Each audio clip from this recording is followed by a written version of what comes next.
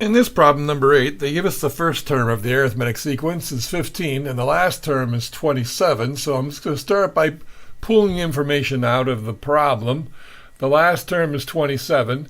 They tell us the sum of the first 5 terms is going to be 79, and they want us to find the number of terms in the progression. All right, well, if I want to find the number of terms in the progression, that's going to be whatever n is associated with number 27. That's the last term. And typically, I would use this formula right here to find that n. And I've got most of this information. I know 27. I know the first term is 15.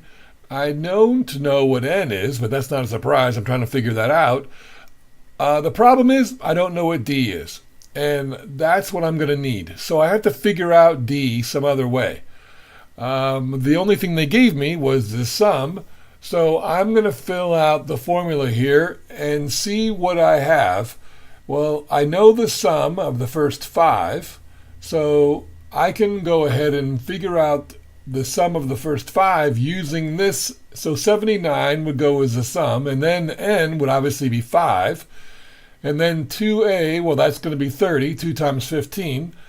And in this case, I do know n because it's 5, so 5 minus 1 is 4. And the only thing out of this whole thing I don't know is d, and all I got to do is get it by itself. I've just got to go ahead and simplify. I'm going to divide both sides by 2.5.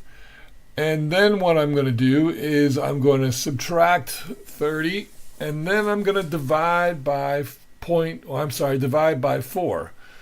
So when I divide or subtract, I get 1.6 is equal to 4d. I divide by 4, I get 0.4 is equal to d.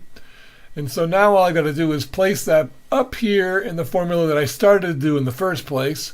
And now you'll notice the only thing I don't have is the n. And I'm just going to subtract 15 on both sides. And then when I get this, I'm going to divide both sides by 0.4.